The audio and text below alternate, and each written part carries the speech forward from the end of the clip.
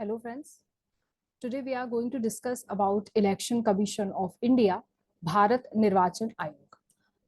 ECI की जरूरत हमको क्यों पड़ती है, सबसे पहले हम ये जानना चाहेंगे, और ईसीआई होता क्या है हमें ये पता होना चाहिए।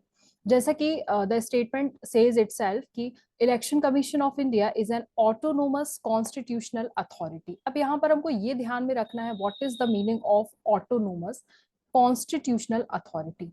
कॉन्स्टिट्यूशनल अथॉरिटी वो अथॉरिटी होती है जो कहीं ना कहीं कॉन्स्टिट्यूशन में मेंशन होती है। कॉन्स्टिट्यूशन में किसी ना किसी आर्टिकल में अगर इसका जिक्र किया गया है तो वो हमारी कॉन्स्टिट्यूशनल अथॉरिटी कहलाती है। लेकिन यहाँ पर एक शब्द और साथ में देखेंगे आप, ऑटोनोमस। ऑटोनोमस का मतलब ये होता है कि इस पर किसी और शक्ति का एकाधिकार नहीं है, ये खुद में सक्षम है अपने डिसीजन लेने में, अपने फैसले लेने में, और किस तरह से एक कॉन्स्टिट्यूशन को रन करना है, कॉन्स्टिट्यूशन में जो बात कही गई है या इनको जो फंक्शंस परफॉर्म करने दिए गए हैं, इनके जो पावर्स हैं उनको किस तरह से उनका निर्वहन करना है, इसके बारे में ये खुद ही डिसाइड करते हैं कि इन्हें कैसे करना है। किसी और तीसरी शक्ति का इस पर कोई अधिकार नहीं होता है, इसलिए इसको ऑटोनोमस कॉन्स्टिट्यूशनल अथॉरिटी कहा जाता है। जब हम ईसीआई की बात करते हैं तो हमें कंफ्यूज नहीं होना चाहिए कि ईसीआई अलग है या स्टेट इलेक्शन कमीशन अलग है। देखिए, ईसीआई जो होता है वो यूनियन और स्टेट, ध्यान से रखेंगे आप लोग, यूनियन और स्टेट दोनों के इलेक्शन प्रोसेस कंडक्ट कराने के लिए जिम्मेदार होता है। लेकिन यहाँ पर एक एक्सेप्शन है, वो बस हमें ध्यान रखना चाहिए कि जब हम स्टेट इलेक्शन कमीशन की बात करते हैं, स्टेट इलेक्शन कमीशन, जब हम स्टेट इलेक्शन कमीशन की बात करते हैं तो स्टेट इलेक्शन कमीशन कुछ नहीं है। स्टेट इलेक्शन कमीशन ईसीआई द्वारा बनाया गया ही एक संस्थान है, एक कमीशन है, जो केवल और केवल, ध्यान रखेंगे, केवल दो चीजों के इलेक्शन के लिए ये जिम्मेदार होता है, जो हमारे आर्टिकल, जो कॉन्स्टिट्यूशनल अमेंडमेंट एक्ट हुआ था 73rd and 74th constitutional amendment act जो 1992 में हुए थे, उनके द्वारा जो दो बॉडीज बनाई गई थी जिनको हम कहते हैं लोकल बॉडीज, केवल उन दो लोकल बॉडीज के चुनाव के लिए ही जिम्मेदार होता है स्टेट इलेक्शन कमीशन। आप कंफ्यूज बिल्कुल नहीं होंगे कि नाम स्टेट इलेक्शन कमीशन है तो क्या ये स्टेट के चुनाव भी कंडक्ट कराता है? बिल्कुल नहीं। स्टेट और यूनियन के जितने भी इलेक्शंस होते हैं उसको कंडक्ट कराने का काम सिर्फ इलेक्शन कमीशन ऑफ इंडिया का होता है। स्टेट इलेक्शन कमीशन सिर्फ और सिर्फ दो लोकल बॉडीज के इलेक्शन कराता है, that is municipalities and Panchayati Raj institutions. केवल इन दोनों के ही इलेक्शन कंडक्ट कराने का काम स्टेट इलेक्शन कमीशन का होता है। अदर देन कोई भी स्टेटमेंट लिख के आ जाए तो वो आप गलत ही करेंगे। ठीक है, तो जैसे कि हमने बात करी, अलग अलग इलेक्शंस कंडक्ट कराता है। किस तरह के इलेक्शंस कंडक्ट कराएगा? तो ये लोकसभा के इलेक्शंस कंडक्ट कराने का काम करेगा, राज्यसभा के इलेक्शंस कंडक्ट कराएगा, स्टेट लेजिस्लेटिव असेंबलीज, जितनी भी स्टेट लेजिस्लेटिव असेंबलीज हैं उनके इलेक्शन कराने का काम ईसीआई के पास ही है। Office of president and vice president बहुत इंपॉर्टेंट रोल प्ले करते हैं, और इनके इलेक्शन जो होते हैं वो अप्रत्यक्ष रूप से होते हैं, आप सभी जानते हैं, हम सब इसमें पार्टिसिपेट नहीं करते हैं, प्रेसिडेंट और वाइस प्रेसिडेंट का चुनाव, तो ये भी कहीं ना कहीं election commission of India he conduct कराता है। In fact election commission of India का मेन फंक्शन प्रेसिडेंट और वाइस प्रेसिडेंट की नियुक्ति कैसे की जाए, उनका उनकी चुनाव किस तरह से कंडक्ट कराया जाए, उसके बारे में ही रहता है। आगे बात करते हैं इस पे कॉन्स्टिट्यूशनल प्रोविजंस क्या दिए गए हैं, किस जैसे कि मैंने बताया ये कॉन्स्टिट्यूशनल बॉडी है, तो कहीं ना कहीं किसी एक पार्ट में दिया होगा इंडियन कॉन्स्टिट्यूशन के, तो आप ध्यान रखेंगे पार्ट 15 ऑफ इंडियन कॉन्स्टिट्यूशन में ये दिया हुआ है और उसमें सारा प्रोसेस दिया रहता है। देन उसके बाद अगर मैं बात करूं आर्टिकल्स की, तो आर्टिकल 324 से लेके 329, लेकिन जब आपको क्वेश्चन अगर एग्जाम में पूछा जाएगा तो directly election commission of India किस आर्टिकल में दिया है, कंफ्यूज होने की आवश्यकता नहीं है, आप 324 ही टिक करेंगे। 324 जो मेन आर्टिकल वही है, उसके बाद इसके टेन्योर, फंक्शंस, इनके बारे में, एलिजिबिलिटी, इनके बारे में अलग अलग आर्टिकल्स में बताया गया है। तो हमें मेन ध्यान रखना है article 324 which is related to ECI, election commission of India. अब गठन की बात कर लेते हैं, तो इसका एस्टेब्लिशमेंट जो हुआ था वो 25 ऑफ जनवरी 1950 को हुआ था। देखिए, ये 25 ऑफ जनवरी हमको इसलिए भी ध्यान रखना है क्योंकि इस 25 ऑफ जनवरी में 2011 से हम 25 जनवरी को नेशनल वोटर्स डे के तौर पे मनाते हैं। और नेशनल वोटर्स डे के तौर पे हम इसलिए मनाते हैं क्योंकि इस दिन इलेक्शन कमीशन का गठन हुआ था। अगर इलेक्शन कमीशन का गठन नहीं होता तो हम वोट देने जा पाते क्या? जिस तरह से वोट कंडक्ट होते हैं, जिस तरह से हम वोटिंग में पार्टिसिपेट कर पाता है आम जनता, तो क्या वो पॉसिबल हो पाता? क्या? तो यहाँ पर इलेक्शन कमीशन एक बहुत बड़ा रोल प्ले करता है। हम एक छोटे एरिया की बात कर ले, चाहे हम एक बड़े एरिया की बात कर ले, छोटे सेंस में भी और वाइडर सेंस में भी कहीं ना कहीं इलेक्शन कमीशन एक बहुत महत्वपूर्ण रोल प्ले करता है। स्ट्रक्चर की बात कर लेते हैं तो देखिए, समय समय पर इसके स्ट्रक्चर में बहुत बदलाव हुए हैं। पहले हम अभी के स्ट्रक्चर की बात करेंगे, फिर मैं आपको बताऊंगी किस तरह से बदलाव हुए थे। तो इलेक्शन कमीशन एक्ट आया था 1989 में। 1989 में इसको बोला गया था कि ये मल्टी मेंबर बॉडी हो सकता है। अभी की प्रेजेंट एट प्रेजेंट की अगर मैं बात करूं सॉरी, तो इसमें ये 3 मेंबर बॉडी है, जिसमें कि 1 चीफ इलेक्शन कमिश्नर होता है और 2 इलेक्शन कमिश्नर होते हैं। देखिए, नाम से हमको समझ में ऐसा लगेगा कि चीफ इलेक्शन कमिश्नर बड़ा होगा, 2 इलेक्शन कमिश्नर छोटे होंगे, लेकिन पद के तौर पर, इनके काम के तौर पर, इनको जो सैलरी अलाउंस मिलते हैं उसके तौर पर, इनके फंक्शंस के तौर पर, ये कहीं भी डिफरेंट नहीं होते हैं। एक दूसरे से कनेक्टेड रहते हैं और एक जैसा ही काम करते हैं। लेकिन बात क्यों कर दी हमने चीफ इलेक्शन कमिश्नर और अलग से इलेक्शन कमिश्नर हमने इसलिए बना दिए हैं क्योंकि कभी ये हो सकता है कि एक डिक्टेटरशिप वाली कंडीशन आ जाए कि भाई इलेक्शन कराने का काम आपका है, तो कहीं ना कहीं आप एक ऐसा डिक्टेटर के तौर पर तो नहीं सामने आ जाएंगे। तो वो डिक्टेटरशिप कम करने के लिए, उसको थोड़ा सा रीजनल करने के लिए यहाँ पर 2 इलेक्शन कमिश्नर को हमने और बिठा दिया है। कभी ये भी होता है कि कुछ मतभेद हो जाता है, डिस्प्यूट हो जाता है, तो देखिए, एक एक साइड वोट देगा, दूसरा एक साइड वोट देगा, तो फिर उसके बाद डिस्प्यूट सॉल्व करने का एक व्यक्ति बचता है ना। इसलिए यहाँ पे 3 मेंबर्स बॉडी बनाई गई है कि तीनों लोगों के बीच में अगर डिस्प्यूट होता है तो ये इजीली अपने आपस में ही उसको सुलझा सके। ठीक है। आगे अभी अगर मैं प्रेजेंट की बात करूंगी तो Rajiv Kumar ji chief election commissioner है हमारे। इसके सेक्रेटरीट की बात करेंगे तो ये न्यू दिल्ली में लोकेटेड है। और जैसे कि मैंने आपको बताया था, ये जो election commission, it is helped by the chief electoral officer who is an IAS rank officer. देखिए, चीफ इलेक्टोरल ऑफिसर भी होता है जो इनको समय समय पर बताता है, इनका मदद करता है कि आपको किस तरह से काम करना चाहिए। हमने पहले भी इसके बारे में पढ़ा हुआ है कि जैसे कि अगर हम एक नेता वर्ग की बात कर ले, तो जो रिप्रेजेंटेटिव्स हम चुन के भेजते हैं उनमें वो इतने ज्यादा सक्षम नहीं होते हैं कि बहुत बड़े बड़े डिसीजन ले पाए। लेकिन जो उनके अंतर्गत काम करता है, जिसको हम हिंदी में नौकरशाही बोलते हैं या सिविल सर्वेंट बोलते हैं, वो इसलिए नियुक्त किए जाते हैं ताकि जो भी पॉलिसीज बना रहे हैं वो नेता लोग बहुत अच्छे से बना पाए। तो उनके पीछे हाथ कहीं ना कहीं आईएएस आईपीएस का ही होता है। तो यहाँ पर भी चीफ इलेक्शन कमिश्नर को या इलेक्शन कमिश्नर को किसी भी तरह की हेल्प, मदद प्रोवाइड करने के लिए चीफ इलेक्टोरल ऑफिसर होता है। लेकिन ये केवल स्टेट लेवल पे प्रोवाइड करते हैं, ये आप ध्यान रखें। अब मैंने जैसे ही कि आपको बोला कि एक प्रेसिडेंट के चुनाव कैसे होंगे, ये कंडक्ट कराने का काम ये करते हैं, तो यहाँ पर आप इसी चीज से एक कड़ी बना लीजिए कि प्रेसिडेंट ही होता है जो इनको अपॉइंट करता है। तो प्रेसिडेंट ही चीफ इलेक्शन कमिश्नर को अपॉइंट करेगा और इलेक्शन कमिश्नर्स को भी अपॉइंट करता है। इनका फिक्स टेन्योर होता है 6 इयर्स का या 65 इयर्स ऑफ एज, जो भी पहले हो जाता है, विच एवर अर्लियर, तो उसके केस बेसिस पे इनका टेन्योर डिसाइड होता है। और इनकी जो सैलरी और पर्क्स की अगर मैं बात करूं तो age of the supreme court of India के जो जजेस होते हैं उनके बराबर ही होता है। ये इतना डिटेल में हमको पढ़ने की आवश्यकता उतनी ज्यादा नहीं है, लेकिन जैसा कि मैंने आपको बताया कि जब 1950 में इसका गठन हुआ, 1950 में, तो 1950 से लेकर 1989 तक ये केवल एक सिंगल मेंबर बॉडी थी, केवल एक सिंगल मेंबर बॉडी था। उसके बाद धीरे धीरे जब हम 1989 में ही एक समय आया जब हमने इसको मल्टी मेंबर बॉडी कर दिया। मल्टी मेंबर बॉडी जिसकी संख्या उस समय भी 3 ही थी, 3 मेंबर्स ही थे उस टाइम पर भी। जरूरत क्यों पड़ी? अब ये भी एक प्रश्न उठता है कि हमने अचानक से 3 मेंबर बॉडी क्यों कर दिया। उस टाइम पर 1989 में एक बिल आया था, एक एक्ट पारित हुआ था, जिसमें कि वोटिंग एज जो है वो 21 से घटाकर 18 इयर्स कर दिया गया है ना।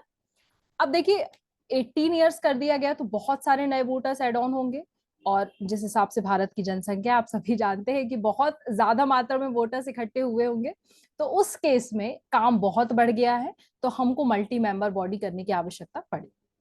इसके बाद अगेन 1993 तक बहुत सारी चीजें सॉर्ट आउट हो गई थी, तो 1990 से लेकर 93 तक अगेन ये सिंगल मेंबर बॉडी ही रहा। फिर 1993 की अगर मैं बात करूं टिल डेट, ये आज भी मल्टी मेंबर बॉडी ही है, मतलब 3 मेंबर्स आज भी इसमें हैं। दैट इज हमारा चीफ इलेक्शन कमिश्नर, उसके अंतर्गत 2 इलेक्शन कमिश्नर्स। ठीक है, इन तीनों के नाम जो भी प्रेजेंट पे हैं आप ध्यान रखेंगे तो ज्यादा अच्छा रहेगा। देखिए ये जो संख्या होती है मल्टी, मैंने इसलिए लिखा है क्योंकि ये वेरिएबल टाइप की होती है, और ये किसके संज्ञान पर ली जाती है? प्रेसिडेंट के। प्रेसिडेंट जब चाहे, उसको लगे कि मैं अगर इसको 4 मेंबर बॉडी कर दूं तो प्रेसिडेंट कर सकता है, वो चाहे कि मैं इसको अब सिंगल मेंबर बॉडी कर दूं तो प्रेसिडेंट कर सकता है। प्रेसिडेंट स्वेच्छा से ये डिसाइड करेगा कि जो हमारा ईसीआई है वो कितने मेंबर बॉडी होना चाहिए। कॉन्स्टिट्यूशन में कहीं भी नहीं बताया गया है कि इसकी संख्या क्या होनी चाहिए, इसलिए जहां पर ये एक तरह का फ्लॉ भी है मैं बोल सकती हूँ कॉन्स्टिट्यूशन में, क्योंकि देखिए कॉन्स्टिट्यूशन पूरी तरह से सही हो ये जरूरी नहीं है ना, बहुत सारी डिस्क्रिपेंसी भी जनरेट हो जाती है। कोई व्यक्ति किसी चीज का मतलब कुछ और निकालेगा, कोई व्यक्ति किसी चीज का मतलब कुछ और निकालेगा। तो कॉन्स्टिट्यूशन में बताया नहीं गया है कि कितनी मेंबर बॉडी है, तो उसके बेसिस पर ही यहाँ पे प्रेसिडेंट का ही ये होता है कि वो ही अपने हिसाब से डिसाइड करता है कि कितनी मेंबर बॉडी होना चाहिए। इसी के साथ साथ यहाँ पर एक चीज आपको और पता होना चाहिए, जब हम इनके क्वालिफिकेशन की बात करते हैं कि भाई क्या क्वालिफिकेशन होना चाहिए अगर हम ईसीआई का सदस्य बनते हैं, तो हमको नहीं पता है। आज तक कॉन्स्टिट्यूशन में नहीं बताया गया है कि इनका क्वालिफिकेशन क्या होना चाहिए, कोई स्पेसिफिक क्वालिफिकेशन नहीं बताया गया है। और इसलिए जो प्रेसिडेंट होता है वो अपने ही हिसाब से ये डिसाइड करता है कि ये व्यक्ति ईसीआई का मेंबर बनने के लायक है या नहीं है, ईसीआई का इलेक्शन कमिश्नर बनने के लायक है या नहीं। तो क्वालिफिकेशन में कोई ऐसा हमको बताया नहीं गया है, कंडीशन हमने बता दी थी 6 ईयर और 65 ईयर्स होना चाहिए। अब देखिए ईसीआई इतना ज्यादा इंपॉर्टेंस क्यों रोल प्ले करता है ये आपको पता होना चाहिए। तो अगर मैं 4 पिलर्स की बात करूं, 4 पिलर्स ऑफ इंडियन कॉन्स्टिट्यूशन की बात करूं, तो ये 4 पिलर्स अलग अलग लाए करते हैं जो ऑटोनोमस कैटेगरी के होते हैं ना। एक अगर मैं बात करूं सुप्रीम कोर्ट, सुप्रीम कोर्ट के पास स्वयं स्वतः संज्ञान की एक शक्ति रहती है। खुद उसको लगेगा कि कहीं कुछ गलत हो रहा है तो वो डिसीजन लेने के लिए आतुर है, ले सकता है डिसीजन। दूसरी बात अगर मैं बोलूं CAG, comptroller and auditor general, ये भी किसी को उत्तरदायी नहीं है। उसके बाद यूपीएससी, ये भी अपने हिसाब से काम करता है नौकरशाहियों की किस तरह से उनको नियुक्त करना है, उनका कार्यकाल कैसा होगा, क्या क्वालिफिकेशन है, सब यूपीएससी डिसाइड करता है, हम आप डिसाइड नहीं करते। देन उसके बाद ईसीआई जो मैंने अभी आपको पढ़ाया। तो ये 4 पिलर्स हैं इंडियन कॉन्स्टिट्यूशन के। एक आध पिलर भी अगर गड़बड़ा जाएगा तो कहीं ना कहीं दबाव दूसरों पिलर्स पर आ जाएगा, इसलिए हमको ईसीआई को बहुत ज्यादा स्ट्रॉन्ग रखने की यहाँ पर जरूरत है। ठीक है, जैसा कि मैंने आपको बताया कि चीफ इलेक्शन कमीशन और कमिश्नर और इलेक्शन कमिश्नर में ज्यादा कोई अंतर नहीं होता, दो सब मतलब अगर मैं इनके पद की बात करूं तो पद का नाम बस अलग है, लेकिन लेवल की बात करूं तो लेवल इनके पदों का सेम रहता है। आगे अगर हम बात करें, हमने देख लिया कि भाई इनको नियुक्त करने का काम तो प्रेसिडेंट का है, लेकिन अगर इनको रिमूव करना पड़ा तो रिमूव करना केवल एक ही कंडीशन पर होता है, मिसबिहेवियर या इनकैपेसिटी अगर प्रूफ हो जाती है उस केसेस में ही होता है। और ये केवल और केवल एक हमको बिल लेकर आना पड़ेगा लोकसभा में, वहां पर हमने स्पेशल मेजोरिटी से इसको पास करना जरूरी है। And what is special majority? That is 2/3 member of present and voting supported by more than 50% of the total strength of the house. तो जितने भी प्रेजेंट एंड वोटिंग मेंबर्स हैं उनमें से 2/3 मेंबर्स उस के पक्ष में होना चाहिए, और 50% से ज्यादा total strength of the house इसमें सम्मिलित होना चाहिए। ठीक है, अब बात कर लेते हैं हम इनके की फंक्शंस की। तो इलेक्शन कमीशन ऑफ इंडिया जो है ये 3 बेसिक काम करता है, ये आपको बिल्कुल ध्यान होने चाहिए। That is superintendence, direct and control the entire process of conducting elections. कहाँ के इलेक्शंस? पार्लियामेंट के एज वेल एज लेजिस्लेचर के। इसके साथ office of president and vice president के election I am sorry, election conduct कराने का काम भी इलेक्शन कमीशन ही करता है। ये चीज आप लोग बिल्कुल जहन में बिठा लीजिए कि इलेक्शन कमीशन सारे इलेक्शंस कराने का काम करता है except only two, that is Panchayati Raj institutions and municipalities, जिसके लिए अलग से इन्होंने एक निकाय बनाया हुआ है जिसका नाम है स्टेट इलेक्शन कमीशन। ठीक है, अब देखिए जब हम बहुत इस तरह से बात कर लेते हैं कि India is a democratic country. ठीक है, अब व्हाट इज डेमोक्रेसी एग्जैक्टली? जहां पर अपने नेता चुनने का अधिकार होता है जनता के पास। अब अगर जनता के पास अपना प्रतिनिधि या अपना नेता चुनने का अधिकार है तो जाहिर सी बात है उसके पास एक वोटिंग राइट होना चाहिए। हमारे पास वोटिंग राइट है, लेकिन क्या हो जब ये वोटिंग ही अच्छे से कंडक्ट ना हो पाए, इसमें कुछ डिस्क्रिपेंसी आ जाए, इसमें कुछ डिस्प्यूट जनरेट हो जाए। इसलिए ईसीआई एक डेमोक्रेसी मेंटेन करने के लिए बहुत ज्यादा इंपॉर्टेंट हो जाता है। तो मेन फंक्शन इसका अगर आप लिखना भी चाहें तो आप लिख सकते हैं कि किसी भी एक देश में डेमोक्रेसी मेंटेन करने के लिए ईसीआई बहुत इंपॉर्टेंट रोल प्ले करता है, क्योंकि ईसीआई ही निर्धारण करता है कि कहाँ से कितने लोग जो है कितनी सीटें आना चाहिए, कहाँ पर महिला वर्ग की सीटें होना चाहिए, कहाँ पर एससी एसटी की सीटें होना चाहिए, कोई एक पार्टी जो है उस पार्टी को नेशनल पार्टी का दर्जा मिलना चाहिए कि नहीं, उनका कोई क्राइटेरिया रहता है, वो फुलफिल करते हैं, वो मैं आपको आगे पढ़ाऊंगी। तो वो क्राइटेरिया आपने अगर फुलफिल कर लिया है तो उसके साथ ही आप नेशनल पार्टी का आपको दर्जा मिल गया है। ठीक है, अगर आप एक पार्टी बनाना चाहते हैं तो फिर आपको हम एक साइन प्रोवाइड करते हैं, वो साइन भी आपको इलेक्शन कमीशन ही प्रोवाइड करता है। तो जितना भी ये प्रोसेस होता है इसमें कहीं ना कहीं इलेक्शन कमीशन ही जिम्मेदार होता है, और डेमोक्रेसी की स्थापना के लिए इलेक्शन कमीशन बहुत इंपॉर्टेंट रोल प्ले करता है। आगे मैं अगर इसकी बात करूं तो कभी कभी आपने देखा होगा कि लोकसभा भंग हो जाती है या स्टेट लेजिस्लेचर भंग हो जाते हैं, उस केस में हमको क्या करवाना पड़ते हैं, बाय इलेक्शंस करवाना पड़ते हैं। तो टाइमली इलेक्शंस कंडक्ट कराने का काम, उसका शेड्यूल कैसा होगा, कब कहाँ इलेक्शन होगा, ये सब सारा कुछ तामझाम जितना भी होता है ये इलेक्शन कमीशन ही करता है ना। इसके साथ ही साथ अभी ये एक्चुअली में रिकमेंडेशंस में है, इलेक्ट्रॉनिक फोटो आइडेंटिटी कार्ड, आप लोग अपना वो आईडी कार्ड लेके जाते हैं ना, वोटर आईडी, आजकल तो आधार कार्ड से भी आप वोट दे सकते हैं जाके, तो वोटर आईडी कार्ड आपको लेके जाना पड़ता है। तो उसमें भी अब वो इलेक्ट्रॉनिक फोटो आइडेंटिटी कार्ड, उसमें कुछ चिप लगा दी जाएगी, उस तरह से हो जाएगा। वो हम आगे देखेंगे, डिस्कस करेंगे उसके बारे में। उसके बाद पोलिंग स्टेशन की लोकेशन क्या होना चाहिए, एक पोलिंग स्टेशन में कितने वोटर्स जाके वोट देंगे, बहुत बड़ा काम होता है, क्योंकि जनसंख्या देखिए अब तो फर्स्ट नंबर पे आ गई इंडिया जनसंख्या के केस में। तो फिर इतनी भारी जनसंख्या है और अलग अलग चुनाव कंडक्ट कराने हैं, तो उसके लिए तो भाई बहुत सारी दिक्कतों का सामना करना पड़ेगा और अलग अलग तरह से बहुत अरेंजमेंट करना पड़ते हैं। अब इसलिए भी बोल सकते हैं कि हम जनसंख्या बहुत ज्यादा, इसलिए 3 मेंबर बॉडी हमने बनाई है यहाँ पर, कि काम जो है वो सुगमता से हो सके, किसी एक पर बर्डन ना पड़े। उसके बाद और इसके फंक्शंस की अगर मैं बात करूं तो एक मैंने जैसे कि आप लोगों को बताया कि किसी भी पॉलिटिकल पार्टी को रिकॉग्निशन प्रोवाइड करने का काम करता है। National political party, state political parties की कुछ क्राइटेरिया होता है, वो प्रोवाइड करता है, उनको इलेक्शन सिंबल्स प्रोवाइड करता है, अगर कुछ डिस्प्यूट होता है उसके से रिलेटेड तो वो सॉर्ट आउट करने की बात करता है।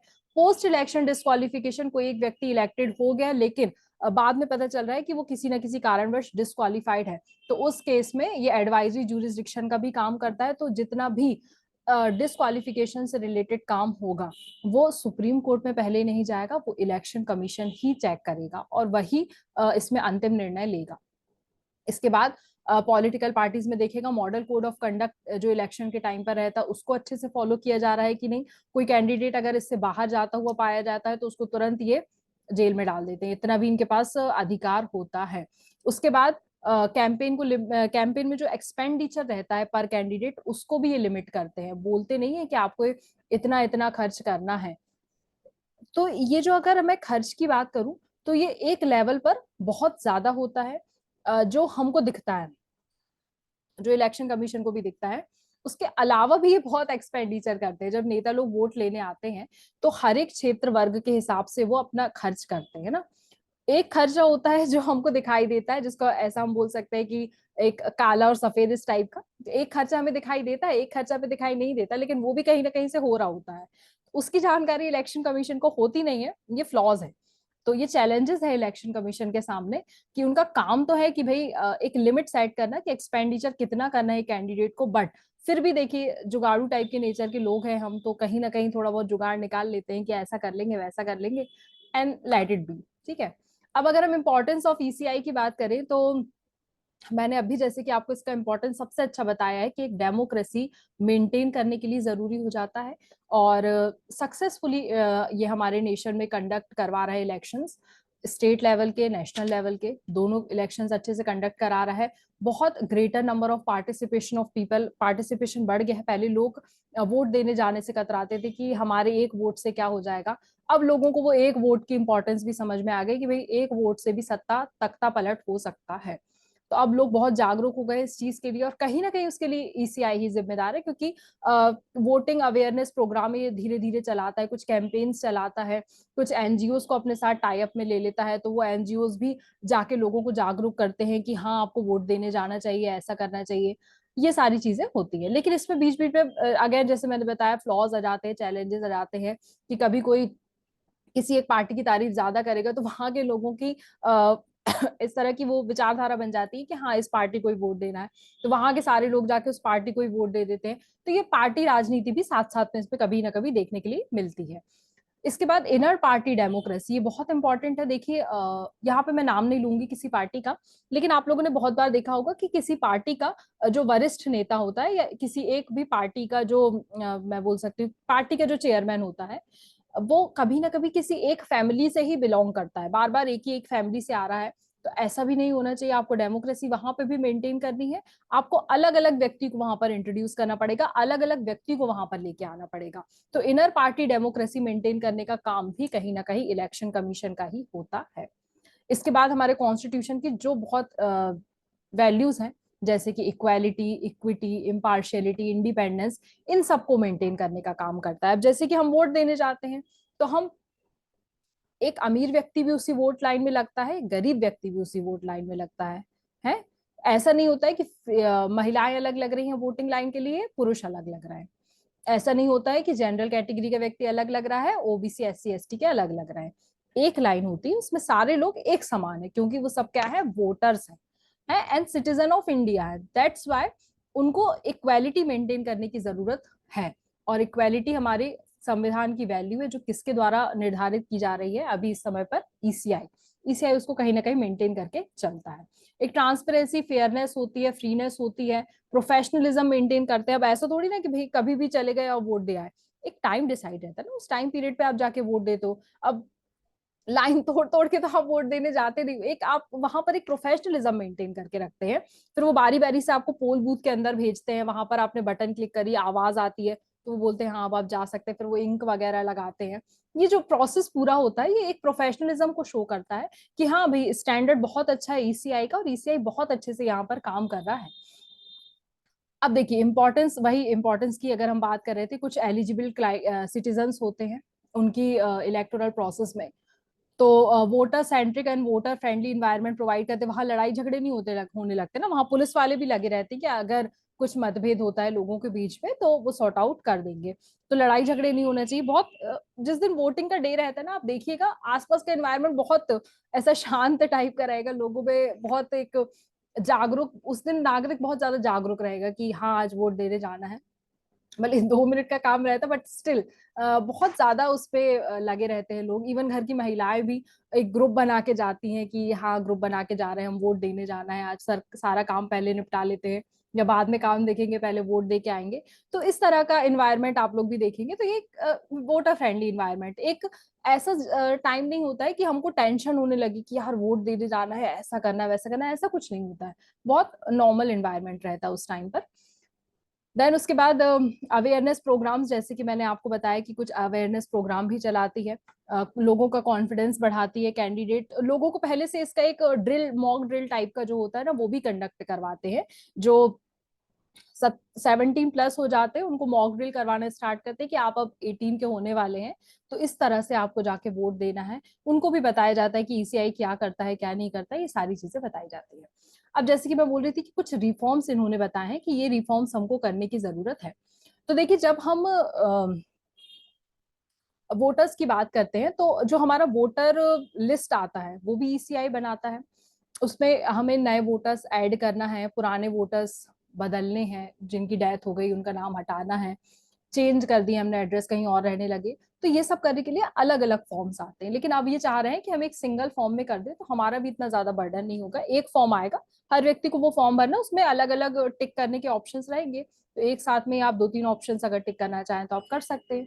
इसके साथ ही साथ अब अलग अलग जाके कौन फॉर्म लेगा, तो आप क्या कर दो, ऑनलाइन रजिस्ट्रेशन सबसे अच्छी प्रोसेस है। और ये स्कूल लेवल पर कर रहे हैं, स्कूल और कॉलेज लेवल पर कर दो, ताकि 17 ईयर्स के जितने भी बच्चे हैं, अब वो 18 के होने वाले, दे बिकम एलिजिबल एट 18, तो वो पहले से ही फॉर्म भर के रख ले, इलेक्टोरल रोल के लिए पहले से ही तैयार हो जाए, ताकि दिक्कत ना हो। जैसे कि मैंने आपको बोला epic, that is electronic voter version of the voter ID card, जिसमें एक इस तरह का चिप टाइप का स्ट्रक्चर लगा दिया जाएगा। चिप के थ्रू पता चल जाएगा कि आपका नाम क्या है, उसमें पूरा नाम वाम डिटेल वगैरह नहीं लिखी होगी, है ना। देन उसके बाद ऑनलाइन नॉमिनेशन भी होगा। अब वहां जाकर आपको वो बैंड बाजे के साथ जो जाते हैं नेता लोग अपना नॉमिनेशन देने के लिए, तो वो तो तामझाम नहीं करना पड़ेगा, ऑनलाइन दे देंगे चुपचाप, किसी को पता नहीं चलेगा ना, लेकिन उसका भी वीडियो वायरल होगा ऐसा। देन उसके बाद इलेक्शन लॉज की बात करते हैं, एक अमेंडमेंट बिल आया है 2021 में, उसमें कुछ इन्हीं सारी चीजों के बारे में बताया है, कि जैसे कि मैंने बोला कि आईडी कार्ड जो है वो उसको आधार इकोसिस्टम के साथ लिंक करना है। वैसे तो ये बहुत जगह हो चुका है अभी, कहीं किसी किसी स्टेट में नहीं हुआ है, तो ये आधार के साथ आईडी कार्ड को लिंक कर देंगे, तो वो जो इपिक वाला कार्ड है वो बनाने में इनको आसानी जाएगी, इनके पास सारा डेटा रहेगा ऑलरेडी जनता का। उसके बाद देखिए यहाँ पे D duplication of electoral roll. इसका मतलब ये होता है कि सेम पर्सन जो है वो मल्टीपल एनरोलमेंट ना करे अलग अलग जगह से, कि मैं कल मध्य प्रदेश में रह रही थी, आज मैं अगर मुंबई की निवासी हो गई, मुंबई में रहने लगी हूँ, तो अब मैं उनको मुंबई में मैंने वहां रजिस्ट्रेशन करा लिया कि मैं यहीं रहूंगी, यहाँ वोट दूंगी, तो दो जगह मल्टीपल आपके नहीं होना चाहिए रजिस्ट्रेशन, एक जगह का आपको फिर कैंसिल कराना पड़ेगा, तो ये डी डुप्लीकेशन हमको हटाना है, इसका फीचर पहला। फिर multiple qualifying dates will be declared for updating the voting rules. Update करवाना पड़ता है जो 18 से ऊपर के हो गए हैं, और 18 और 18 से ऊपर के हो गए हैं, और जिनकी डेथ वगैरह हो गई है, तो ये अब 4 बार हो जाएगा। पहले ये 1 या 2 बार ही होता था, तो अब आप जनवरी, अप्रैल, जुलाई, अक्टूबर, जब आपका मन चाहे तब जाके करवा सकते हैं। इसके बाद इसको जेंडर न्यूट्रल कर दिया गया है। जैसे कि रजिस्ट्रेशन में वाइफ्स ऑफ सर्विस वोटर बोला जाता था, अब उसको स्पाउस बोला जाएगा, अब केवल स्पाउस लेकर आएगा। आप अगर फीमेल है तो आपके हस्बैंड का नाम, आप अगर मेल है तो आपकी वाइफ का नाम, केवल स्पाउस लेकर आएगा। वाइफ मतलब एक डिस्क्रिपेंसी दिखती है ना इसमें, डिस्क्रिमिनेशन दिखता है, तो वो नहीं दिखेगा यहाँ पर। चलिए अब चैलेंजेस की बात कर लेते हैं। चैलेंजेस की अगर हम बात करेंगे तो बहुत सारे, जो पॉलिटिक्स में आपने देखा है बहुत सारा इन्फ्लुएंस है मनी और क्रिमिनल एलिमेंट्स का, तो वो कहीं ना कहीं एक वायलेंस क्रिएट करता है और मेल प्रैक्टिसेस क्रिएट करता है, जिससे कि पॉलिटिक्स में क्रिमिनलाइजेशन होता है। तो इसमें डिटोरिएशन का एक कंसेप्ट लेके आए हैं, अरेस्ट दिस डिटोरिएशन। तो कहीं ना कहीं ये अनेबल है ईसीआई अभी उसको फाइंड आउट करने की, कि बोल तो दिया जाता है कि आप नेता लोग जब इलेक्शन लड़ने के लिए आते हैं, तो आप अपना मैनिफेस्टो जब सबमिट करते हैं, अपना नॉमिनेशन फॉर्म जब सबमिट करने आते हैं, तब उसके साथ ही आप अपना पूरा क्रिमिनल रिकॉर्ड हमको लेके आइए, और आपने कितना कहाँ कहाँ क्या क्या सर्विसेज प्रोवाइड करी। लेकिन ऑब्वियस बात है ना कि एक बार में क्रिमिनल रिकॉर्ड तो पूरा कोई देगा नहीं, अगर उसका बहुत बड़ा क्रिमिनल रिकॉर्ड भी होगा तो भी नहीं देगा, तो ईसीआई इस पर इतनी जांच नहीं कर पाता है। तो यहाँ पर ये एक जो है वो क्रिमिनलाइजेशन ऑफ पॉलिटिक्स कहीं ना कहीं हो गया है। इसके साथ ही साथ ये एक मेजर चैलेंज आता है इसके इनके साथ। एक आपने भी सुना होगा कि एक ही बार में सारी जगह वोट करवाने हैं, हमको इकट्ठे वोट करवाने हैं, हम अलग अलग वोट कराते हैं, लोकसभा के अलग करवाते हैं, फिर स्टेट लेजिस्लेचर के अलग वोट कराते हैं। तो उसको लेकर भी एक मतभेद बना हुआ है कि अलग अलग टाइम पर हमको लोगों को लोकेट करना पड़ता है, और इसमें क्या होता है कि बहुत पैसा वेस्ट होता है देश का। तो कहीं ना कहीं वो पैसा वेस्ट ना हो, तो उस केस में हम क्या करें, एक ही डेट डिसाइड करें, उसी दिन लोकसभा के इलेक्शंस भी हों और सारे स्टेट के इलेक्शन भी हों, या अगर लोकसभा का किसी और दिन हो भी रहा है तो सारे स्टेट्स के जो इलेक्शन है वो एक साथ हो जाए। लेकिन ऐसा यूजुअली इसलिए नहीं हो पाता है क्योंकि आप देखेंगे कि बहुत बार होता है कि लोकसभा बाय इलेक्शंस करवाने पड़ते हैं, जैसे कि कहीं की लोकसभा अगर भंग हो गई तो बाय इलेक्शन होगा। अब जब बाय इलेक्शन होगा तो फिर उसके पास ये प्रोसेस है ना कि भाई 5 साल का उनका कार्यकाल है, तो ऐसे में जो ये एक ऊपर ऊबड़ खाबड़ सा ऐसा ग्राफ बन जाता है, ऊबड़ खाबड़, तो ये अब ये ग्राफ ऐसा बन गया है, तो फिर हम उसको कैसे बिल्कुल ऐसा कांस्टेंट वाला लेके आएंगे। तो वो एक परेशानी का सबब बना हुआ है। अब इसके लिए बिल आने वाला है, अब जैसे ही आएगा तो मैं आपको अपडेट करूंगी। उसके बाद आगे हम बात करते हैं कुछ मेजर चैलेंजेस की। तो ये लेस इंडिपेंडेंट हो गया ऑफ द एग्जीक्यूटिव के। एग्जीक्यूटिव कौन है यहाँ पर? प्रेसिडेंट। प्रेसिडेंट मैंने आपको बार बार बोला है, बार बार शब्द आ रहा है प्रेसिडेंट। तो प्रेसिडेंट ही डिसाइड कर रहा है कि कौन जो है वो इलेक्शन ईसीआई का अध्यक्ष बनेगा ना, और कितनी मेंबर बॉडी होगी। उनका रिमूवल अगर करना है तो कहीं ना कहीं प्रेसिडेंट के संज्ञान पर ही लिया जाएगा। तो अब इलेक्शन कमीशन को ऐसा लग रहा है कि वो लेस इंडिपेंडेंट है, अब वो डिपेंडेंट ज्यादा हो गई है एग्जीक्यूटिव पे, ऐसा कहीं ना कहीं उनको ऐसा लगने लगा है, इमेज आ रही है उनकी ऐसी।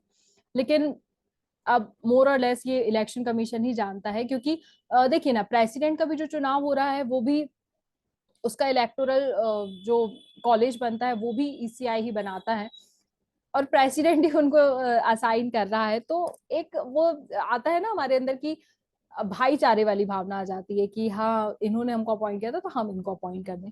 तो वो कहीं ना कहीं थोड़ा सा एक दिक्कत आती है उसमें। ऐसा लगता है ईसीआई को कि कहीं उनकी जो रोल है वो कम हो रहा है, उनकी इंडिपेंडेंस जो है वो कम हो रही है। उसके बाद कुछ एलिगेशंस भी, मेल फंक्शनिंग के एलिगेशंस हमेशा इलेक्शन कमीशन पे लगा दी जाते हैं कि खराब वोटिंग करवाई। कोई अगर पार्टी हार जाती है तो यूजुअली वो एलिगेशन लगाती है कि खराब वोटिंग करवाई, आपने बीच में डेटा हैक कर लिया था, ऐसा कर लिया था, मशीन यहाँ से वहां पहुंच गई। तो बहुत सारे एलिगेशंस उन पे लगाए जाते हैं, तो चैलेंजेस बहुत सारे देखने के लिए उनको मिलते हैं।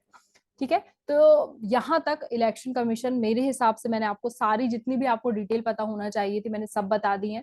मैंने आपको ये बताया है कि इलेक्शन कमीशन कहाँ कहाँ पर और किस किस चीज के इलेक्शंस कंडक्ट कराता है। और स्टेट इलेक्शन कमीशन केवल दो चीजों के इलेक्शन कंडक्ट कराता है, which is your municipality and Panchayati Raj institution. Other than that किसी चीज के इलेक्शंस नहीं करवाता, बाकी सारे इलेक्शंस जो है वो ईसीआई ही कंडक्ट कराता है। तो आई होप आप लोगों को सारी चीजें ईसीआई से रिलेटेड और स्टेट इलेक्शन कमीशन से रिलेटेड क्लियर हो गई होंगी। कोई भी डाउट अगर आप लोगों को रहता है तो आप लोग बता सकते हैं, आप लोग क्वेश्चन पूछ सकते हैं, उस क्वेश्चन का सॉल्यूशन आपको जरूर बताया जाएगा। Thank you so much.